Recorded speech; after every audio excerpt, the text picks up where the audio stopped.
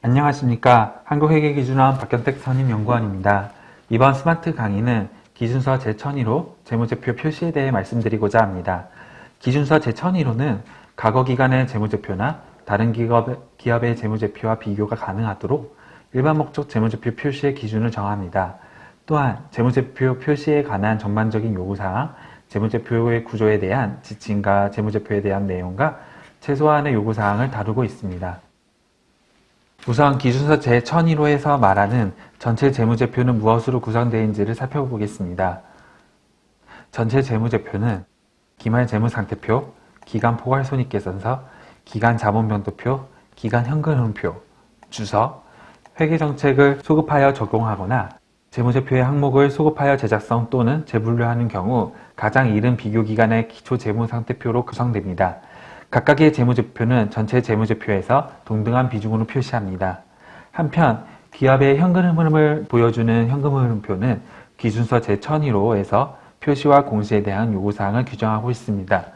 현금 흐름표에 대한 정보가 궁금하시다면 스마트 강의 현금 흐름표 편을 참조하시길 바랍니다. 재무제표를 작성하고 구성 요소를 표시하는 방법과 원칙에는 다음과 같은 일반 사항들이 있습니다. 재무제표는 기업의 재무상태, 경영성과 및 현금 흐름을 공정하게 표시해야 합니다. 한국채택국제회계 기준에 따라 작성된 재무제표는 공정하게 표시된 재무제표로 봅니다. 재무제표를 작성할 때 계속기업으로서의 종속 가능성을 평가해야 합니다. 계속기업의 과정이 적절한지 여부를 평가할 때 경영진은 적어도 보고기간 말로부터 향후 12개월 기간에 대하여 이용 가능한 모든 정보를 고려해야 합니다. 기업은 현금 흐름 정보를 제외하고는 발생기준 회계를 사용하여 재무제표를 작성합니다. 중요성에 따라 표시할지도 결정합니다. 유사한 항목은 중요성 분류에 따라 재무제표에 구분하여 표시합니다. 상이한 성격이나 기능을 가진 항목은 구분하여 표시합니다. 다른 기준서에서 요구하거나 허용하지 않는 한 자산과 부채, 그리고 수익과 비용을 상기하지 않습니다. 전체 재무제표는 적어도 1년마다 작성합니다. 보고기간 종료일을 변경하여 재무제표의 보고기간이 1년을 초과하거나 미달하는 경우에는 해당 기간과 그 사유, 그리고 재무제표에 표시된 금액이 완전하게 비교 가능하지 않다는 사실을 추가로 공시합니다. 기준서에서 달리 허용하거나 요구하는 경우를 제외하고는 단기재무제표에 보고되는 모든 금액에 대해 정기 비교 정보를 공시합니다. 비교 정보에는 서술형의 정보도 포함합니다. 재무제표의 항목의 표시와 분류는 매액이 동일해야 합니다. 그러나 다른 기준서에서 표시 방법의 변경 등을 요구하는 경우 다르게 표시할 수 있습니다. 다음으로 재무상태표에 대해 설명하겠습니다. 재무상태표는 특정 시점의 기업의 재무상태표를 나타내는 재무제표입니다. 재무상태표의 구성 요소는 자산, 부채, 자본이 있습니다. 이 기준서에서는 재무상태표에서 구분 표시하기 위해 성격이나 기능 면에서 명확하게 상이한 항목명을 제시하고 있으며 기업의 재무상태를 이해하는 데 목적적합한 경우 재무상태표의 항목, 제목 및 중간합계를 추가하여 표시합니다. 재무상태표에서 자산과 부채의 배열 방법에 대해 알아보도록 하겠습니다. 첫 번째 방법은 유동자산과 비유동자산, 유동부채와 비유동부채로 재무상태표에 구분하여 표시합니다. 이는 운전자본으로 계속 순환되는 순자산과 장기 영업활동에서 사용하는 순자산을 구분함으로써 유용한 정보를 제공합니다. 또한 영업주기 내에 실현될 것으로 예상되는 자산과 결제기일을 도래하는 부채를 구분하여 보여줍니다. 두 번째 방법은 유동성 순서에 따른 표시 방법입니다. 금융회사와 같은 일부 기업의 경우에는 재화나 서비스를 명확히 식별 가능한 영업주기 내에 제공하지 않기 때문에 유동, 비유동 구분법보다는 유동성 순서 표시 방법이 더 목적적합한 정보를 제공합니다. 마지막으로 신뢰성 있고 더 목적적합한 정보를 제공한다면 일부는 유동, 비유동 구분법으로 나머지는 유동성 순서에 따른 표시 방법이 허용됩니다. 이러한 혼합 표시의 방법은 기업이 다양한 사업을 영위하는 경우에 필요할 수 있습니다. 다음으로 포괄손익계산서에 대해 설명하겠습니다. 포괄손익계산서는 해당 기간에 인식한 모든 수익과 비용을 기준서 문단 81A에 따라 다음 중 한 가지 방법으로 표시합니다. 단일의 포괄손익계산서 또는 두 개의 보고서로 표시할 수 있습니다. 두 개의 보고서는 단기순이익의 구성요소를 표시하는 별개의 손익계산서와 단기 순손익에서 시작하여 기타 폴가손익의 구성 요소를 표시하는 보고서로 구성됩니다.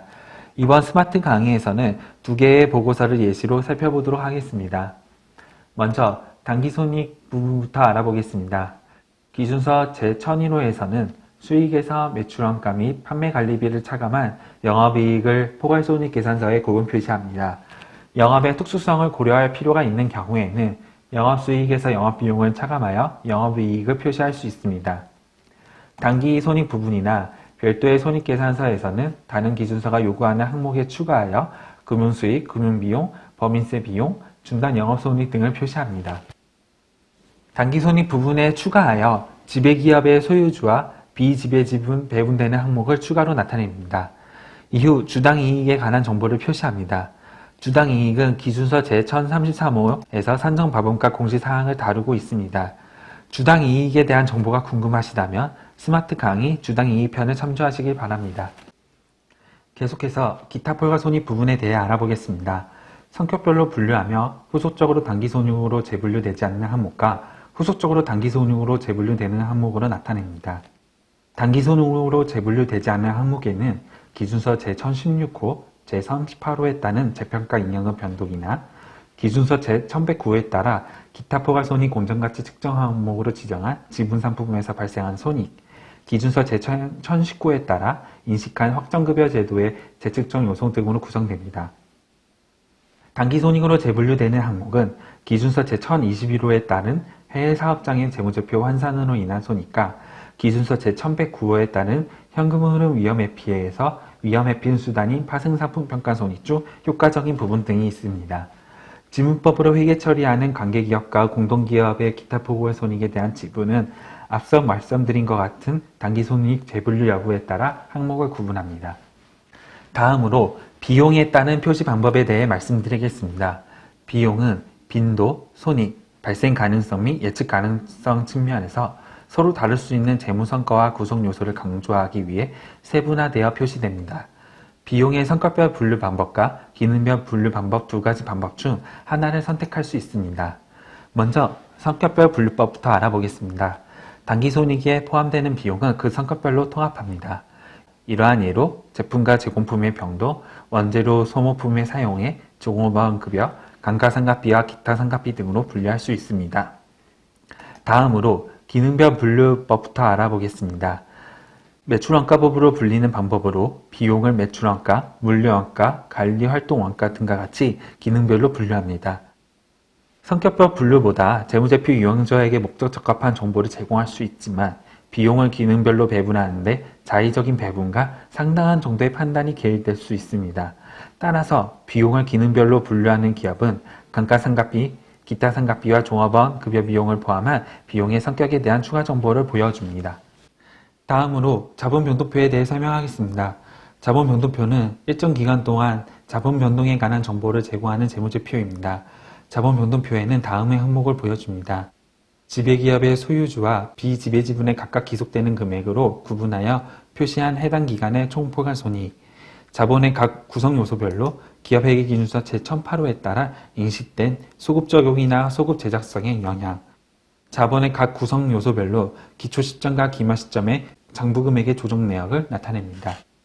다음으로 주석에 대해 설명하겠습니다. 주석은 다음의 정보를 제공합니다. 재무제표의 작성 근거와 구체적인 회계 정보부터 살펴보도록 하겠습니다. 주석은 재무제표를 작성하는 데 사용한 측정 기준, 즉 역사적 원가, 현행 원가, 순실현 가능 가치, 공정 가치 또는 훼손 가능과 같은 정보를 제공합니다.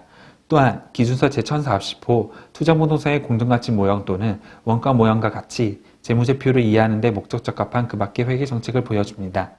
주석은 기준서에서 요구하지만 다른 재무제표에서 표시되지 않은 정보도 보여줍니다. 예를 들어 기준서 제1024호는 특수관계자에 대한 공시를 요구하고 있습니다.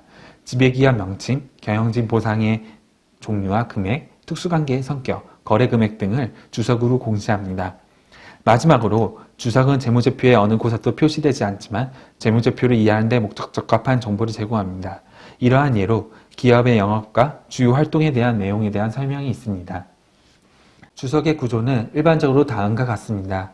한국 채택 국제회계 기준을 준수하였다는 사실, 적용한 유의적인 회계 정책, 재무상태표, 포괄손익계산서, 자본변동표 및 현금흐름표에 표시된 항목에 대한 보충정보를 순서대로 보여줍니다. 이 보충정보는 재무제표 배열 및 각 개별 항목의 순서에 따릅니다. 마지막으로 기타 사항을 공시하며 이러한 기타 사항에는 우발부채와 재무제표에서 인식하지 아니한 계약, 약정사항과 기업의 재무위험 관리 목적과 정책과 같은 비재무적 공시 항목 등이 포함됩니다. 그 밖에 기업의 재무성과와 재무상태 이해에 가장 목적적합할 것으로 판단되는 정보들을 묶어서 나타낼 수 있습니다. 이상으로 재무제표 표시에 대해 알아보았습니다. 재무제표 표시에 대한 더 많은 사례를 확인하고 싶다면 기준서의 실무 적용 지침을 참고하시길 바랍니다. 감사합니다.